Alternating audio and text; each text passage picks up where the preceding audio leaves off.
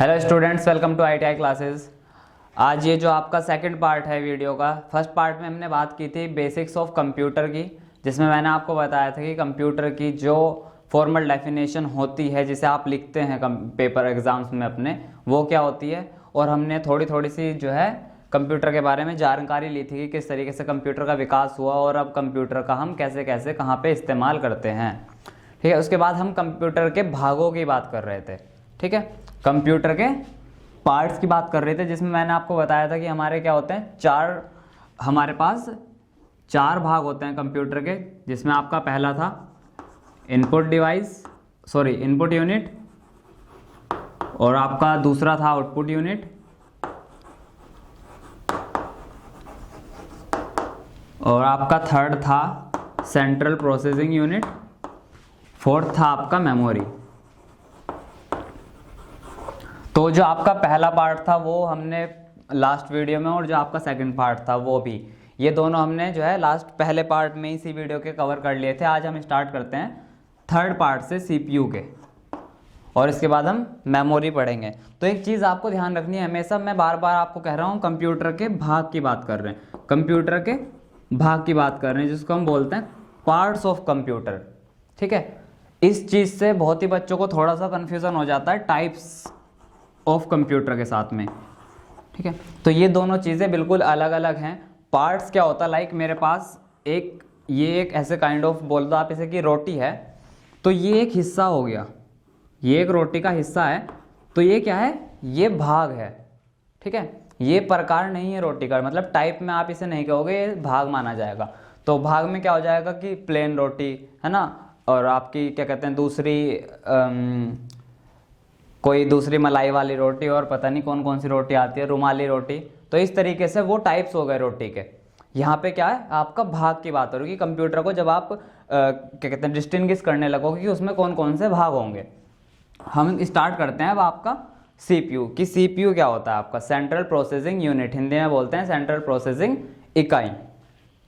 तो क्या होता है आपका CPU की फुल फॉर्म आपकी होती है central processing unit, central processing unit. ये चीज़ आपको ध्यान रखनी है, क्योंकि जो 1 मार्क क्वेश्चन आते हैं आपके ऑब्जेक्टिव टाइप, जिसमें आपको एक सेलेक्ट करना होता है, उसमें जनरली पूछ ली जाती है कि आपकी CPU की जो फुल फॉर्म होती है वो क्या होती है। तो सेंट्रल प्रोसेसिंग यूनिट आपको ध्यान रखनी है ना, स्पेलिंग के साथ, क्योंकि जो ऑप्शंस आपको वहाँ पे मिलेंगे वो ऐसा नहीं होगा कि इससे बहुत अलग होंगे, वो इसके ही हल्का सा मतलब सेंट्रल का कुछ बता दिया आपको थोड़ा सा चेंज करके, इस तरीके से आपको बिल्कुल ध्यान रखना है। सेंट्रल प्रोसेसिंग यूनिट, हिंदी में क्या कहते हैं इसको, सेंट्रल प्रोसेसिंग इकाई। तो जो कंप्यूटर का हार्ट और कंप्यूटर का ब्रेन, इसे हम कहते हैं कंप्यूटर का हार्ट और कंप्यूटर का ब्रेन जो है आपका क्या होता है, CPU ही होता है। तो कंप्यूटर का मस्तिष्क और कंप्यूटर का हृदय होता है CPU, क्योंकि वास्तविक में कंप्यूटर यही है, वास्तविक में कंप्यूटर यही है, क्योंकि ये क्या करता है, सारी की सारी कैलकुलेशंस यही करता है। जैसे कि हमने स्टार्टिंग में डेफिनेशन पढ़ी थी, हमने डेफिनेशन में क्या देखा था कि कंप्यूटर में हमने जो है किस लिए कंप्यूटर को डेवलप किया था, उसमें हमें कैलकुलेशंस करनी थी, हमें गणनाएं करनी थी, और गणनाएं करने का काम किस चीज़ का है, CPU का। तो हम अलोन CPU को भी कंप्यूटर कह सकते हैं, क्योंकि इनपुट और आउटपुट डिवाइसेस का काम क्या है, वो तो आपसे डेटा और इंस्ट्रक्शंस ले रहे हैं, फिर उस भाषा को कंप्यूटर की समझने वाली भाषा में बदल रहे हैं। तो CPU जो है सबसे मेन पार्ट होता है किसी भी कंप्यूटर का। तो जो आपका CPU होता है उसे भी फर्दर 3 हिस्सों में डिवाइड कर दिया गया। जो आपका सबसे पहला हिस्सा होता है वो होता है ALU, दूसरा आपका होता है CU, और तीसरा आपका होता है रजिस्टर। जनरली ये वाला पार्ट, इसकी हम बहुत कम बात करते हैं, रजिस्टर की 2 हिस्सों में हम ब्रॉडली इसको कैटेगराइज करते हैं। तो जो आपका ALU होता है वो होता है अरिथमेटिक लॉजिक यूनिट।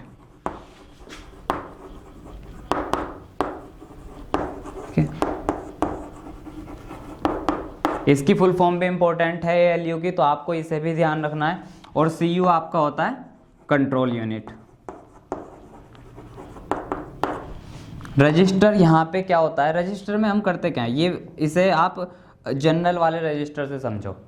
जनरली हम रजिस्टर में क्या करते हैं, जैसे हम पढ़ाई कर रहे हैं तो हम रजिस्टर में क्या करेंगे, हम नोट्स बना लेंगे, हमने किसी चीज़ का डेटा रख लिया आगे ताकि हम उसे भविष्य में पढ़ सकें। तो यहाँ पे रजिस्टर भी जो कंप्यूटर में रजिस्टर है उसका भी यही काम है। ये क्या करेगा, नंबर्स पे कैलकुलेशन करते हैं जैसे हम रजिस्टर का इस्तेमाल करके, इसी तरीके से रजिस्टर क्या करता है, ये भी मेमोरी है, लाइक ये बाइट्स होती हैं इसके अंदर, और उन बाइट्स के अंदर कंप्यूटर की समझने वाली जो भाषा होती है बाइनरी, उसमें उन बाइट्स उन नंबर्स पे कैलकुलेशंस की जाती है, उन पे गणना की जाती है, और ये काम क्या करता है आपका रजिस्टर का होता है। तो ये चीज़ समझ में आए आपको, रजिस्टर का काम क्या होता है, जो कैलकुलेशंस की जाती हैं कंप्यूटर की भाषा में वो रजिस्टर के माध्यम से की जाती है। तो ये ज़्यादा इंपॉर्टेंट नहीं है, ये ज़्यादा बताया भी नहीं जाता, सिर्फ आपके इसमें दिया हुआ था तो बता दिया। ब्रॉडली हम दो ही कैटेगरी में डिवाइड करते हैं, एक ALU और एक CU। CU होता है आपका कंट्रोल यूनिट और ALU होता है आपका अरिथमेटिक लॉजिक यूनिट। अब बात करते हैं एक एक इन दोनों ही जो आपकी कैटेगरी हुई है इनकी, ALU और CU जो पार्ट्स हुए आपके CPU के, इनके बारे में एक एक करके।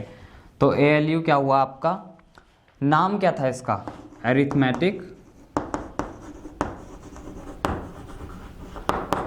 लॉजिक यूनिट, ठीक है। इसमें दो टर्म आ रही हैं, एक आपका आ रही है अरिथमेटिक और एक आ रही है लॉजिक। तो मैथ्स में अरिथमेटिक क्या होता है, जोड़ना, घटाना, गुना करना या भाग करना, इनको हम क्या कहते हैं अरिथमेटिक। तो भाग करना आपका आ गया, गुना करना, जोड़ना, घटाना, ये चार ही कैलकुलेशंस हम इसमें करते हैं। तो ये हो गया आपका अरिथमेटिक, मैथ के टर्म्स में आपका अरिथमेटिक हो गया जोड़ना, घटाना, गुना करना, भाग करना। अब लॉजिक में क्या आता है आपका, किसी नंबर को बताना कि ये इससे छोटा है या इससे बड़ा है या फिर ये इसके बराबर है। इस तरह के जो आपके मैथ्स में कैलकुलेशंस होती हैं उन्हें हम बोलते हैं लॉजिकल कैलकुलेशंस, जिनमें क्या होता है हमें एक लॉजिक लगाना पड़ता है, ठीक है। तो कंप्यूटर में जो ALU वाला आपका भाग होता है उसका कार्य क्या होता है, मैथ्स की जितनी भी कैलकुलेशंस और गणनाएं होनी है वो इसके अंतर्गत आएंगी, और जो आपके लॉजिकल कैलकुलेशंस होगी कि कोई नंबर बड़ा है या छोटा है, वो सारी की सारी आपके लॉजिक यूनिट के अंदर आएंगी, ठीक है। ये चीज़ समझ में आई। तो ALU का काम क्या हुआ, बेसिकली मैथ्स की जितनी भी कैलकुलेशंस होनी है, नंबरों पे जितना भी काम होना है, उन्हें पता करना है कि छोटा है नंबर बड़ा है, ये सारा का सारा आपका ALU के अंदर आ जाएगा। इसके बाद आपका आता है CU, control unit. Control unit, तो ये जो वर्ड है कंट्रोल, यहाँ से ही इसका भी आपको कार्य पता लगेगा।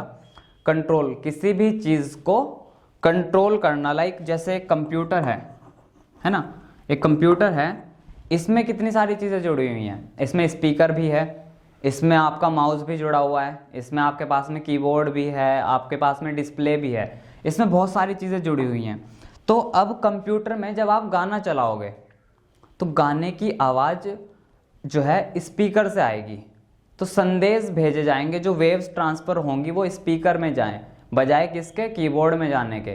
तो ये चीज़ कैसे पता लगेगी कंप्यूटर को, तो ये पार्ट होता है आपका कंट्रोल यूनिट का, कि जितने भी कंपोनेंट्स, जितने भी पेरिफेरल्स हैं, है ना, जो जुड़े हुए हैं कंप्यूटर से, उनको कंट्रोल करना है, उनको कंट्रोल करना है कि कौन सा कार्य किस चीज़ से किया जाना है, वो सारा का सारा आपका प्रोसीजर में जो कंट्रोल यूनिट होती है उसका काम होता है।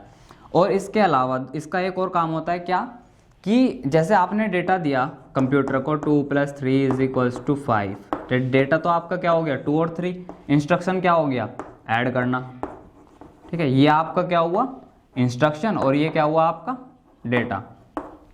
तो अब आप जब डेटा और इंस्ट्रक्शन भेज दोगे तो कंप्यूटर को तो नहीं पता कि इसे अरेंज कैसे करना है। लाइक अगर कंप्यूटर के अंदर डेटा इस तरह चला गया, पहले प्लस चला गया, फिर 2 चला गया और फिर 3 चला गया, तो कंप्यूटर इस चीज़ को नहीं समझ सकता कि अब इसका करूँ क्या मैं, है ना। तो ये सारी चीज़ें भी क्या होती हैं कंट्रोल यूनिट के अंतर्गत आती है, कि जो डेटा भेजा गया है और जो निर्देश भेजे गए हैं उनका सीक्वेंस क्या है, कि पहले कौन सी कैलकुलेशन परफॉर्म करनी है। अगर मैं इसे ऐसे लिख दूँ, ये तो चलो बहुत छोटा हो गया तो थोड़ा सा कि ये तो कर लेगा, समझ में आ रहा है, प्लस का साइन है, 2 3 है तो जोड़ना ही होगा। बट अगर ऐसे भेज दूँ मैं 2 + 3 (डिवाइड बाय 5), अब कंप्यूटर कैसे समझेगा, कि कौन से कैलकुलेशन पहले करनी है। तो यही सारा काम क्या होता है कंट्रोल यूनिट का, उसे पता है कि ब्रैकेट वाली चीज़ को पहले जोड़ा जाएगा। तो कंप्यूटर में जो CPU में का जो काम होगा पहले कि ये पहले इसे प्लस करो फिर डिवाइड करना है इसके बाद। ये सारा का सारा आपका क्या होता है कंट्रोल यूनिट के अंदर आता है कि सारे के सारे जितने भी इंस्ट्रक्शंस मिले, जितने भी प्रोग्राम था, उसके सीक्वेंस को फॉलो करना है कि पहली चीज़ कौन सी होगी, फिर दूसरी चीज़ कौन सी होगी, फिर आउटपुट कहाँ जाएगा और इनपुट कहाँ से लेना है। ठीक है, तो दोनों का आपको पता लगा, कैलकुलेशंस इसमें होगी और उन कैलकुलेशंस को कंट्रोल इस वाले हिस्से में किया जाएगा। इसके बाद आपका क्या आता है रजिस्टर। मैंने एक चीज़ बताई थी रजिस्टर, तो रजिस्टर जो लास्ट वाला था मैंने वहीं पे बता दिया क्या होता है। रजिस्टर होती है सिर्फ बाइट्स। बाइट क्या होती है, वो टेम्परेरी मेमोरी जिसके पास जिसके साथ मिलके आप कैलकुलेशंस करोगे। लाइक आप इस चीज़ को ऐसे समझो एग्जाम्पल में कि आपको चाय बनानी है। अगर आपको चाय बनानी है तो आपको एक स्पेस तो चाहिए। चाय ऐसा तो नहीं है हवा में बन जाएगी, आपको जगह नहीं चाहिए उस चाय को बनाने के लिए। इसी तरह जब ये कैलकुलेशंस की जाती हैं तो कंप्यूटर को भी स्पेस चाहिए, जहाँ पे ये कैलकुलेशंस की जाएंगी वहाँ पे एक जगह चाहिए, तो वो जगह जो है रजिस्टर होती है। ठीक है, उसका नाम रजिस्टर होता है। जिस तरीके से हम रजिस्टर में कैलकुलेशन करते हैं ऐसे ही कैलकुलेशंस के लिए जो जगह है वो रजिस्टर है।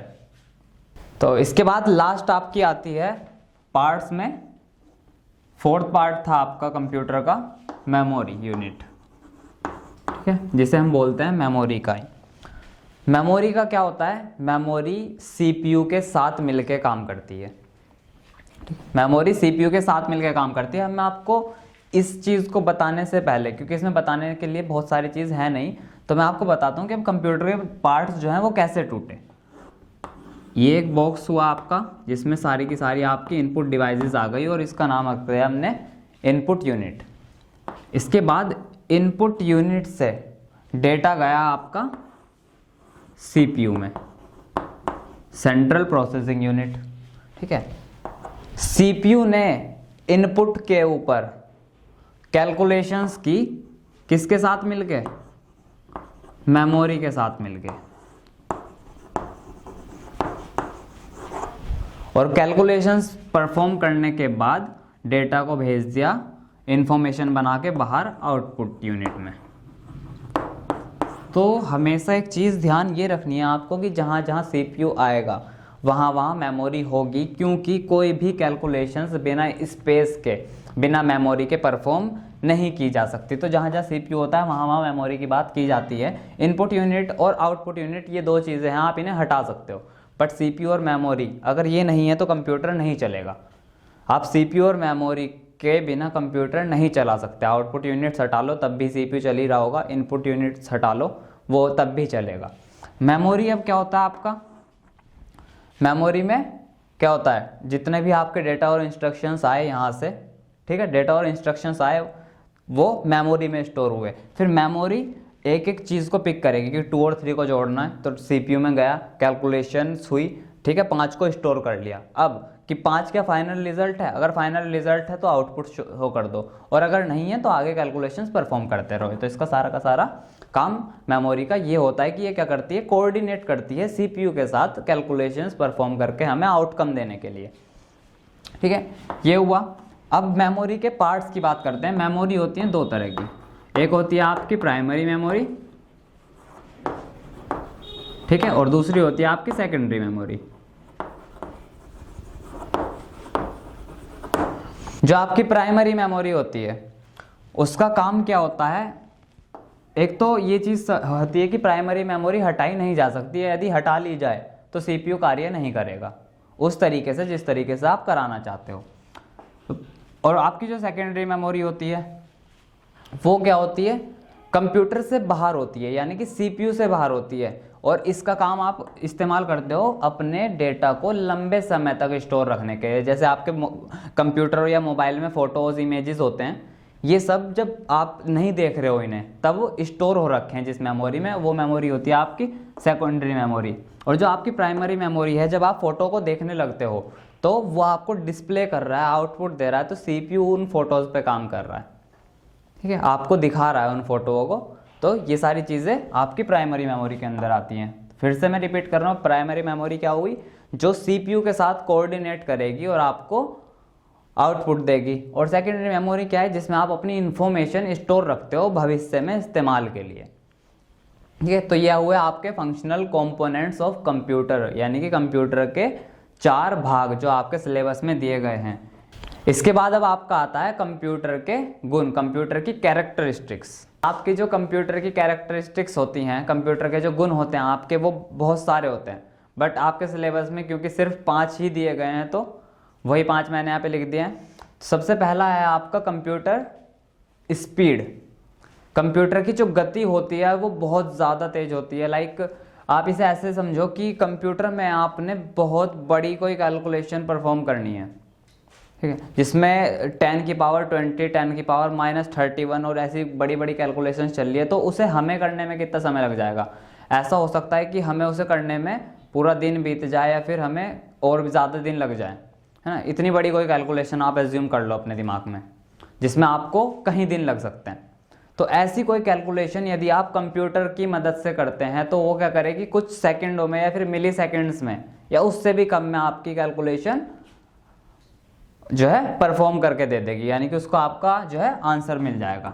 तो जो कंप्यूटर की गति होती है वो हमसे, नॉर्मल ह्यूमन का जो माइंड होता है उससे लाखों गुना ज़्यादा तेज होती है। ये मैं सिर्फ उन कंप्यूटर और कैलकुलेटर्स की बात कर रहा हूँ जो हमारे घर में होते हैं। जो अच्छे एडवांस कंप्यूटर होते हैं जैसे कि सुपर कंप्यूटर्स होते हैं, उनकी जो क्षमता होती है, जो गति होती है, वो इससे भी बहुत ज़्यादा अधिक होती है जो हम घर में इस्तेमाल करते हैं।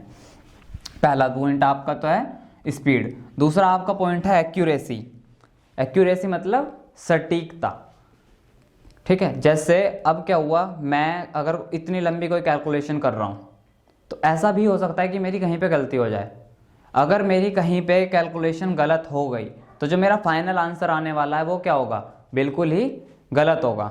बट कंप्यूटर के साथ ऐसा नहीं है। कंप्यूटर की जो एक्यूरेसी होती है वो होती है 100%। अगर आपने उसमें सही इनपुट दिया है तो जो आंसर आएगा आपका वो भी क्या होगा, बिल्कुल सही होगा। तो कंप्यूटर क्या होता है, बिल्कुल ही एक्यूरेट होता है। इसके बाद आपकी आती है हाई स्टोरेज कैपेसिटी, ठीक है। तीसरी आपकी होती है हाई स्टोरेज कैपेसिटी। इसका मतलब क्या हुआ कि कंप्यूटर जो है किसी भी इंफॉर्मेशन को वर्षों तक संग्रहित करके रख सकता है, यानी कि स्टोर करके रख सकता है। जैसे आज हमारे पास में मेरा मोबाइल फ़ोन है ना, मैंने उसमें कुछ फ़ोटोज़ डाल दिए, तो ये क्या हुआ, ये मेरी इन्फॉर्मेशन है। इस चीज़ को अगर मैं उस मोबाइल फ़ोन में 10 साल बाद खोलूँगा तो तब भी क्या होगा, मेरे फ़ोटो स्टोर रहेंगे, ठीक है। हमारे मोबाइल फ़ोन की इतनी क्षमता है कि वो सालों तक हमारी फ़ोटोज़ को स्टोर कर सकता है। और ऐसा नहीं है कि सिर्फ 2-4 फ़ोटो को, अब हाई स्टोरेज की बात हो रही है यहाँ पे, यानी कि बहुत ज़्यादा उसकी क्षमता है। यानी कि आप जो है 4-5 हज़ार फ़ोटो भी अपने स्टोर कर सकते हो बहुत छोटी सी मेमोरी, करीब 60-70 GB में भी आपके जो है कई हज़ार फ़ोटो स्टोर हो जाएंगे, जो कि आजकल 60-70 GB बहुत ही आराम से एक्सेसिबल है। और ठीक है, इसके बाद आप क्या आता है वर्सटाइल। इसका मतलब होता है कि कंप्यूटर जो है आप बहुत ही सारे जगह पे इस्तेमाल कर सकते हो, अलग अलग जगह पे इस्तेमाल कर सकते हो। बहुउद्देश्य, शायद इसे हिंदी में कहते हैं, तो बहुउद्देश्य ही कहते हैं वर्सटाइल को। इसका मतलब क्या है, अलग अलग उद्देश्य के लिए आप कंप्यूटर का इस्तेमाल कर रहे हैं। जैसे मैंने पिछली वीडियो में आपको बताया था कि आप बैंक्स में गए तो आपने कंप्यूटर का एक अलग इस्तेमाल देखा, आप रेलवे स्टेशन पे गए तो आपने कंप्यूटर का एक अलग इस्तेमाल देखा, स्कूल में गए तो वहाँ पे अलग, है ना, लैब्स में चले गए तो वहाँ पे अलग। तो इसका क्या मतलब हुआ वर्सटाइल का, कि आप जो है कंप्यूटर को बहुत सारे उद्देश्यों के लिए इस्तेमाल कर सकते हैं। इसके बाद आता है आपका रिलायबल। इसका तो जो है इसका बाद आपका आता है रिलायबिलिटी, ठीक है। रिलायबिलिटी का हिंदी में आपका मतलब होता है विश्वसनीयता, यानी कि हम इस पे क्या कर सकते हैं, विश्वास कर सकते हैं। एक विश्वास का रीज़न क्या है कि हम इसमें वर्षों तक अपनी जो इन्फॉर्मेशन है उसे स्टोर कर पा रहे हैं, पहला। और दूसरा विश्वास हम किस चीज़ पे कर रहे हैं, एक्यूरेसी पे, कि वो आंसर जो है हमें बिल्कुल ही सही दे रहा है। तो इन 2 पॉइंट से ये एक 5वां पॉइंट बन जाता है कि इसमें हमने बहुत समय तक अपनी इन्फॉर्मेशन को बहुत ही अच्छे तरीके से स्टोर रखा, उसमें कोई चेंजेस नहीं आए, है ना। जैसे 10 साल पहले हमारे फ़ोटो इसमें स्टोर थे, हमने निकाले तुरंत ऐसे ही निकल गए। और दूसरी चीज़ ये सटीक था, है ना, इसने हमें जो है कैलकुलेशंस के हमारे आंसर गलत नहीं दिए जब हमने किए, तो इसी 2 पॉइंट से एक 5वां पॉइंट यहाँ पे हमारे पास निकल के आ जाता है कि हम ये जो है एक विश्वसनीय यंत्र है, विश्वसनीय मशीन है। तो इसका जो 5वां गुण होता है वो यही होता है, रिलायबिलिटी।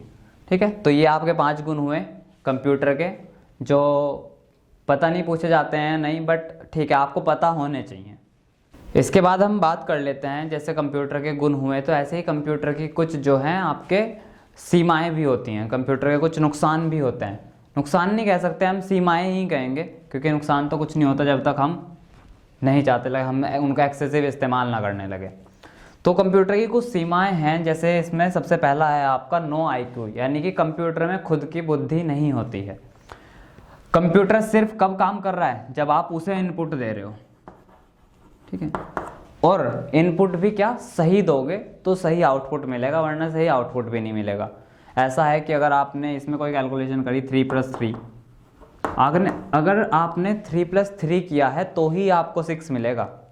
अगर आपने 3 प्लस कुछ भी कर दिया और बट आपको चाहिए था कि जोड़ना मुझे 3 + 3 है, आपने दिमाग में तो सोच लिया आपने कि 3 + 3 करना है मुझे, बट गलती से आपका क्या हुआ, 3 की जगह आपसे बटन जो है प्रेस हो गया 9, तो आपको जो आउटपुट मिलेगा वो 6 नहीं होगा, वो क्या होगा 12।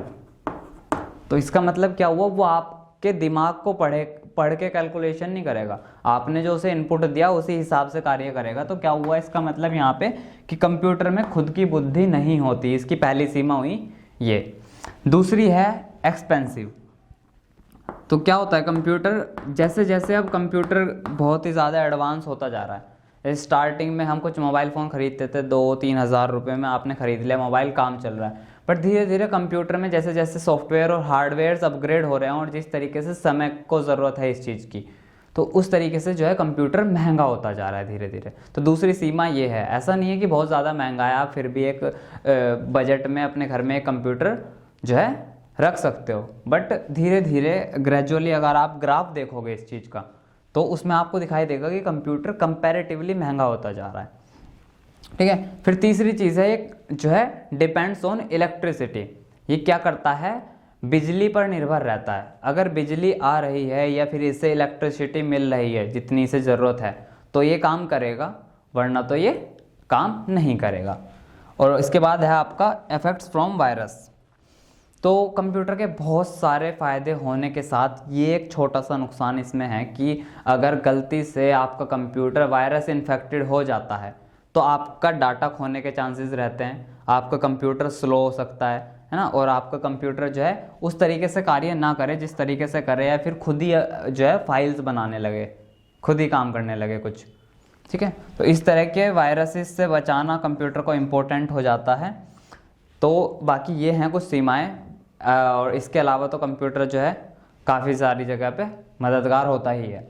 ये आप जो है नोट कर लीजिए कि ये कुछ सीमाएं हैं, और उससे पहले जो हमने किया था वो कंप्यूटर के गुण हो गए। तो आपके एम्प्लॉयबिलिटी स्किल्स के बेसिक्स में जो है चैप्टर फर्स्ट में इतनी ही सीमाएं और इतने ही गुण दिए गए हैं। इसके बाद हम आगे बात करेंगे फर्दर टॉपिक्स की।